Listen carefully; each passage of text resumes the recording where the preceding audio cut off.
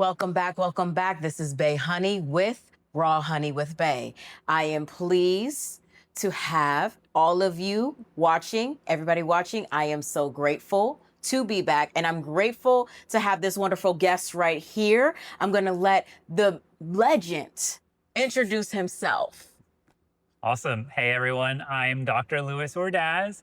I'm a licensed psychologist and the owner of Forged Fitness here in Tampa.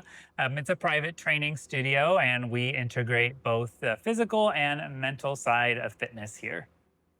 That is awesome. So I really want to get into depth of your journey. I want to talk about how you got to where you got to. And I want to talk about how your gym, which you're turning into a Personal training studio. personal training studio, is going to be a safe place for everyone. Yeah. All right, so we're going to get down into that in this episode. We're going to be going over a lot of things. This is going to be a bumpy ride, not in a bad way, but we're going to go through things that, might hit home for a few of you. So let's get started. All right, so I really want to just start off with your journey and how this even came to be, because this is a beautiful facility. It's a very safe facility. Actually, I feel like it's like home to a lot of great people. Now, we did this last interview with Cliff and Sham here. And this is Cliff is a personal trainer here. Yeah. And we have so many great personal trainers here. You just did a great commercial that just came out. So that was amazing. So this is a safe space for a lot of people and a lot of even creative minds. So I want to start with, who is the owner behind it and what steps that you took in order to get to where you are? Yeah. So where would we like to start? Like childhood? Did you realize that you wanted to be in fitness at childhood, or how did that go? Yeah. So if we're going all the way back to childhood, I hated fitness when I was younger. I was the kid who got notes from my parents to skip PE. Oh. Yeah, and I would constantly, I hated physical activity, and it was mainly because I hated how I looked. So it all came from poor body image. Okay. But yeah, I didn't do, I got out of PE for all of high school. Wow. And then it wasn't until college that I started liking fitness because of some other things that had changed in between high school and college that really helped improve my body image. Okay, so what changed in between that, if you don't mind me asking? Yeah, not at all. Actually, I don't really talk about this stuff other than more recently I've been trying to share a little bit more. But all my body image issues in the past were because of gynecomastia. Are you familiar with that? No, I'm not. Oh, okay, cool. What is that? A lot of people aren't, but a lot of people are, especially in the bodybuilding world. So gynecomastia is basically when men develop excess breast tissue. Oh. Yeah, a lot of times. So it can happen either in adolescence or during hormonal changes with specific drug use, anything that kind of alters the hormones. Oh, wow. So yeah, and usually it is temporary, and a lot of adolescents will get it and then it just goes away because your hormones balance out. But for me, it didn't. So it was permanent. And then, so that was why I hated doing any kind of physical activity, because usually in physical activity is more noticeable, and I would I would cover up with a sweatshirt in Florida. And so if I'm in PE, there's no way I'm wearing a sweatshirt. So that's that was my childhood and high school too, for the most part. But after high school, I actually ended up getting it surgically corrected. Okay. Yeah, so it's a cosmetic surgery, so it's almost never, I think, covered by insurances. But I ended up getting a surgery, even though I was super reluctant to do it. My family was very encouraging and supportive, though, and I kind of looked down on it because cosmetic surgery always has a little bit of taboo and stuff. And I was young, and so I didn't really think I needed that. But I did it with the help of my mom, and after that, I was feeling a lot better. But it really wasn't until I started working out more and started applying psychological principles I was learning about in college that I truly felt good about my body. Getting the surgery was amazing and super jump started my physical activity and my career, basically. But it wasn't until after I started doing more to actually feel really good about myself. And that's actually very brave of you. I really commend you for speaking up because there are people that do suffer from that, Yeah. that are afraid to speak up, that don't want anybody to know. So you having that voice and you being the voice for those people publicly, honestly, that's one of the bravest things you can do. That's one of the bravest things you can do. And, and it's just nice for people to know that, hey, nothing's wrong with me. Other people deal with this. Other people Yeah. have this. This is not just me. Like, as when you have certain issues, even medical issues, like you're like, maybe it's just me. Maybe I'm weird. Maybe I'm different. But for people to have similar things and to be able to speak about it, that's a very powerful thing. So I would encourage you to keep speaking on it and keep raising awareness of it because that's amazing. And I am so proud of you for building yourself up from that because I know it was probably horrible in high school because kids are cruel. Yes, they are. Kids are cruel. I know they probably had jokes. Yeah. Yeah. And I was pretty lucky. I like had a decent, like a good group of friends, and I wasn't Good. really made fun of for it a lot in high school. It was more like middle school. Okay. But at that point, I was also like socially isolating and Yeah. hiding a lot. So there weren't a ton of opportunities for people to like maybe make fun of me for it. Yeah. But yeah, I agree. Kids Yes. can be pretty brutal sometimes with Yes. the teasing. So I actually wanted to bring it because you did mention that you have a support system, you have a supportive family. So I wanted to get into your family background. So how was that? What was that like growing up, and how supportive was your family with your like with everything? Like I want to know what your childhood was like to mold you into who you are today. Yeah, it was really good actually. Family wise, I was very lucky. My parents were divorced like pretty early on, but they were really good at co-parenting, so there wasn't a whole lot of drama in the family. That's great. And I was close with both my mom and my dad, and both my step parents. So honestly, like all of that stuff was really good. And I definitely think like I was blessed. I had a pretty easy childhood, aside from the like body image stuff. Like Yes. it was pretty nice. That's good. That's good. And you mentioned your parents being divorced. I think that's a big thing to where they're getting along actually helped make your childhood better because just spoke to a gentleman yesterday who was separated from the mother of his child. And he's like, I think I let my child down. No, you didn't let your child down. What you did was you offered that child a healthier environment. Yeah. Because let's say if your parents didn't divorce and co-parent, imagine what toxic environment you would be in. Hmm. Now, I've had my issues with my parents. They waited too long. My parents, great people. I'm not going to bash my parents. I love my parents. They just weren't great together. So they stuck it out until I was about, I'd say, 17. I had already moved out of the house. I was like back and forth to California, back and forth to LA, getting kicked out the house. I was rebellious. So my parents, I feel like them trying to keep it together kind of hurt me more in the end than them separating and co-parenting. So for people to bring light to parents that actually do co-parent in a healthy way is a beautiful thing because there is a lot of toxic environments. A lot of children don't have that. So either the children don't have one parent in their life completely, or the parents are trying to stick it out and it's a toxic environment to where it breaks the children and actually destroys them in the end. So kudos to your parents for actually having the maturity to actually be, you know what, this is not working.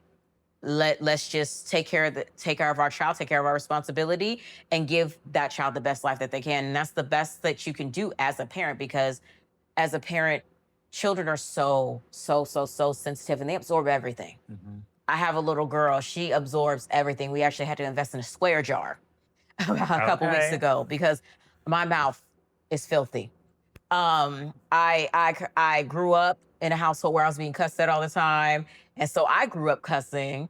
And so now I'm getting to the point where my kids started kind of like, she started repeating it. And I was like, oh, wait, no, we can't have her doing that. So I got a swear jar. Swear jar is about this big. Do Oh you know man. in like a week, literally it's halfway filled? Wow. Yeah. But she's getting better. She's starting to be more conscious. She's starting to substitute words. She's going to be like, oh, well, shoot, or, fudge, or stuff Yep. like that. So I think that healthy environments for children and actually setting that example is incredible. So kudos to your parents for that. So I wanted to know whether I know that you said you hated fitness growing up, and then you started finding it in college, especially after you got your surgery. So was that a career path that after you started working out, you were like, I want to be into fitness, or did you want to do something else? Did you want to pursue something else? Yeah, I don't think I was so like set on the fitness route, but definitely for the psychology route. That's when I majored in psychology, and I started learning about body image. And I joined a body image research group at USF, and so I definitely knew I wanted to be involved in that, but I didn't know what I wanted to do. Like, I thought I wanted to just do like clinical work, so like working with people on an individual level. But USF was so research focused, so I was doing a lot of teaching, a lot of research, and clinical work.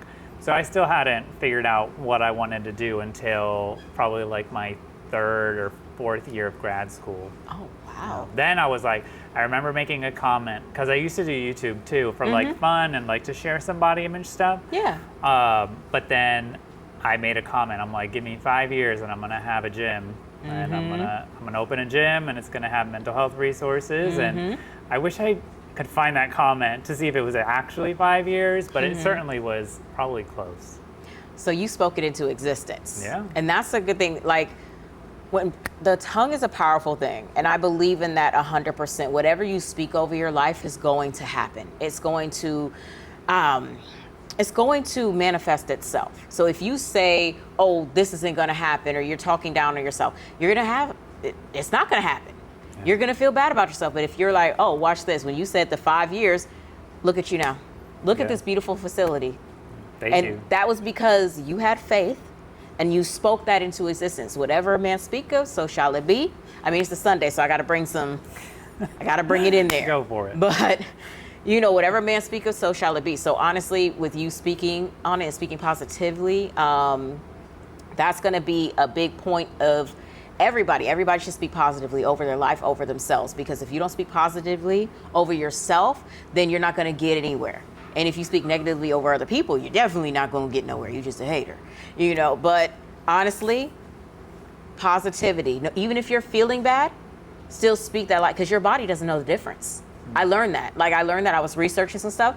Even if you don't mean it and you're just saying it jokingly, your body doesn't understand the difference.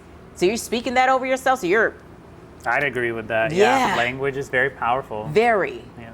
Very, which is why, like, a lot of the times, like, especially in the career that I'm in, I have to be very careful with my words, because sometimes I offend people. If I offend you, I'm sorry. Unless you,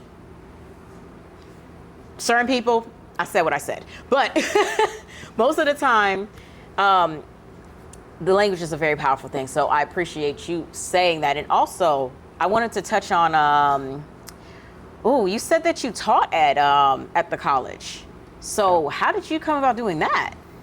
Well, it's part of the graduate program, to be honest. Like, USF's really nice. I'm like plugging USF at this point because, right, the graduate programs, research-based psychology graduate programs, a lot of times will fund the students through either doing research or doing teaching jobs or clinical jobs too. But most of the students at USF, at least at my time, would do teaching positions. And so that's how I got it, is like, you know, it was offered to me through the graduate program. And that was really nice.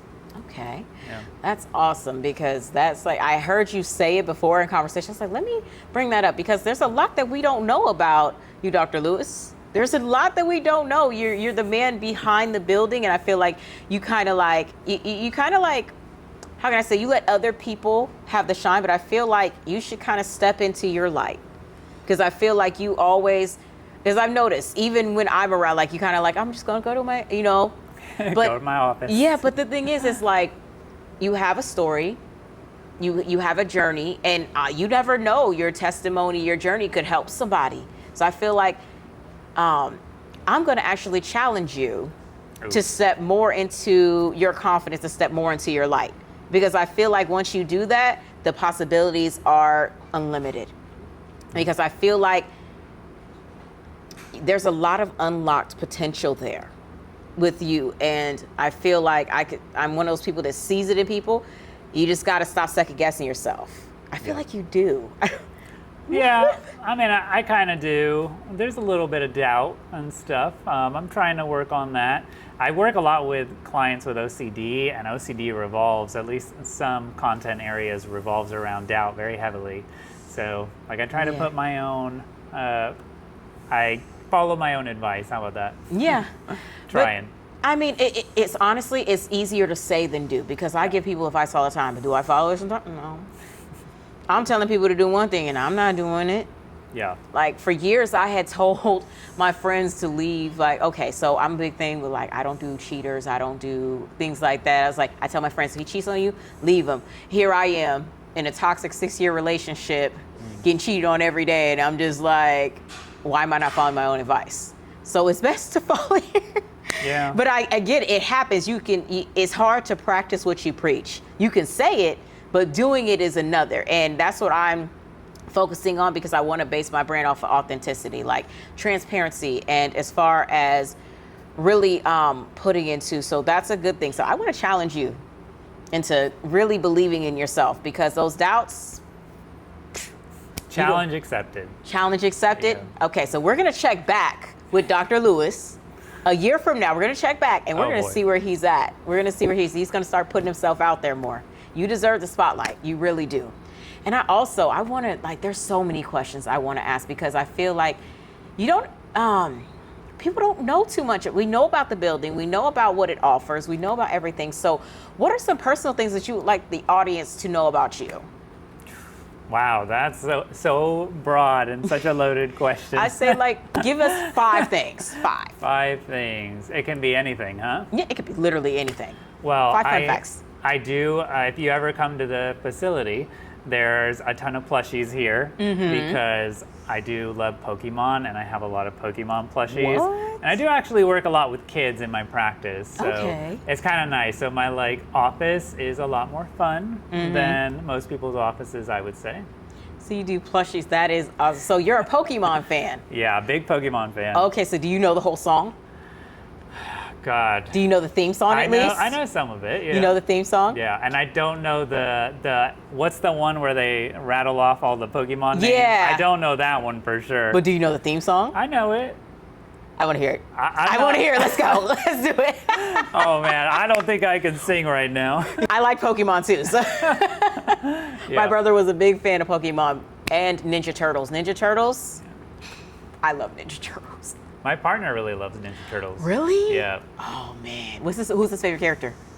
Oh, God. I hope he doesn't watch this, because I don't know. Gosh, what's the purple one? The purple one? Is that Donatello? I think it is. I think it is. I think it is. Now I'm gonna have to find this out from him later. We're gonna. But I love Ninja Turtles. I watch it with my daughter all the time. My daughter, she loves Ninja Turtles. Ninja Turtles. She has Ninja Turtle T-shirts. She plays the Ninja Turtle games when we're at the arcade. I used to watch it with my brother all the time. And I guess my old brain is just like, oh, dang. And now I gotta go watch it. I gotta rewatch it with my daughter tonight. Do it. Ninja Turtles was a good childhood. Oh my goodness, there's so many good childhood shows. Yeah. Did you like Yu-Gi-Oh? I never watched Yu-Gi-Oh. Oh. Yeah. Inuyasha? I liked Inuyasha. When you would wake up in the middle of the night and it would be the theme song would be playing. Did you ever have that? That's how you know it's Adult Swim. Yep. Yep. Yeah, that was good. Anybody else Inuyasha fans? Yeah. And then you see his brother, everybody had a crush on the brother. Yeah. Everybody had a crush on the brother. Yep. But honestly, I grew up watching. My brother was so into animation. He's still into anime. So that's great. The Pokemon. You work with children in your practice, you said. Children. So what are the ages of children that you work with in your practice? Yeah, I guess I probably see 7 and up. Okay. Yeah, because I do have a few specialties, so more things about me. I have specialties in tics, like Tourette syndrome. I also did a lot of work with autism spectrum disorder in grad school. And then anxiety and OCD are the big ones I see with kids a lot too. The body image and eating problems that I typically work with are usually adults. All my kiddo clients are either dealing with tics or OCD, and so yeah. So how is it working with the children with tics? Because I know that requires very a lot of patience, because a lot of the time they can't control those tics. So Yeah. how is that working with them? I mean, it's like working with any other kid.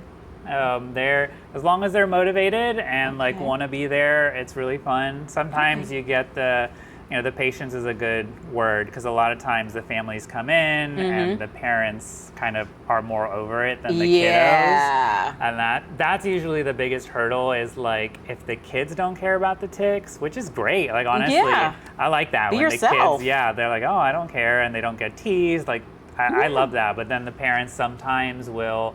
I mean, it's frustrating for other people. A lot of times tics are. So that's usually a big hurdle is like navigating if the parents like don't like the tics, but Yeah. the kids are totally fine with them. Yeah. Because then it's like, well, it's going to be really hard to get some movement here Yeah. from And the kiddos. because I know the parents, I've been studying, especially with my advanced training, I've been studying, the parents are a big factor when it comes to kids' mental health, Oh, when it yeah. comes to kids' fitness and health in general, because the parents play a big role as far as, I was learning about nutrition last week, and I was learning about youth sports. I say youth. I don't. I want to say youth. The youth. The damn Jamaican's coming out. But anyways, but I wanted to. I was actually like looking it up, and I seen a movie called Trophy Kids. And the psychological, like you could see the psychological like aspects of it, of the parents' influence on the children. So that's great that you're helping, and I hope that you have supportive parents with the children. And I also want to get into the second fun fact. So what's the second fun fact about you? Now, the second fun fact, I Yes. mean, if it's unrelated to Yes. this stuff, then I really like ducks. Ducks? Yeah. Why ducks? That's a great question. I'm not sure I know that. Do you have a lot of rubber duckies? They're cute. They're cute, and I like the quacking. I can quack, and I will do that. Do it. Do it.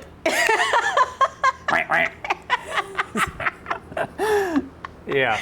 So I'll do that for you. You have a little, do you have like little rubber duckies as a kid or something? Is that why? I don't know. That's a really good question. You know, sometimes you just like get into an animal. Like my mom really loved cows, and I think it came from people gifting her cow things, and then she was known as the person who likes cows, and then you can't get away from it. And now, like, I like ducks. I have a lot of like duck.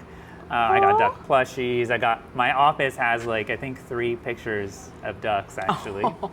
And I will quack, and my family will quack back. So that's like an introduction, like you just like quack. I don't know. It just comes up randomly. That's awesome. Yeah. That is awesome. So if I hear quacking, Yeah. I'm gonna be like, it's Yep. Dr. Lewis. We got to find him. He's somewhere. It's kind of like scavenger hunt. So if you wanted to be found, just quack. Yeah. So we'll know it's you. Quack so we know it's you. Exactly.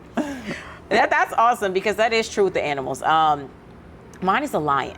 Okay. I have a lion tattooed on me. Like I am obsessed with lions. Yeah. I'm obsessed with lions, and that's because like my family, they had like the big, with most black families, they have like the big lion, the big old lion sitting there, like the big golden one, or they have pictures of lions, like super 90s aesthetic with the bamboo chairs, the round ones. So it had like the lions next to it. So I always had lions around the house. So now I'm like obsessed with them. Okay. I'm obsessed with them, and my daughter, she's obsessed with lions too. So that is a true thing. That is a true thing. Also, what is your? Let's make this one interesting. What is your churd fun fact about you? Another fun fact. I mean, I'm a big gamer. You're a big gamer. Yeah, I do. Like, I mean, when I was younger, that's usually all I did, because like I didn't like to socialize, and then like I didn't like to do physical activity. But gaming was a really nice escape and like fun, and it was very social. And Okay. I definitely kept that up. Okay, what are your top 5 games? Minecraft. Okay. Pokemon series, period. We've got Diablo's a really good one. It's a little bit more action-packed. Okay. I used to play lots of MMOs, so that's when you're online, massive multiplayer online games. Okay. Yeah. You're online with a bunch of people. Dark Age of Camelot was my big one, so that would be 4. And then World of Warcraft. I don't play that. I haven't played that in forever, but a lot of people know that one. Yeah. So. I tried to play it. They kept calling me a noob. They were so mean to me. Oh. It was a horrible experience. I will never play it again. I stuck to my Fable and my Dante's Inferno and my Sonic games. Those are all good. Those are great. I stuck to those because they were cruel. Yeah, man. Cruel. Kids are cruel. No, these were adults. Okay, I was like, what was it? I was like 11 trying to play that game. Yeah. And there were full-grown adults. Just bullies. I was like, oh my goodness. Like I think people that were bullied on that game deserve compensation.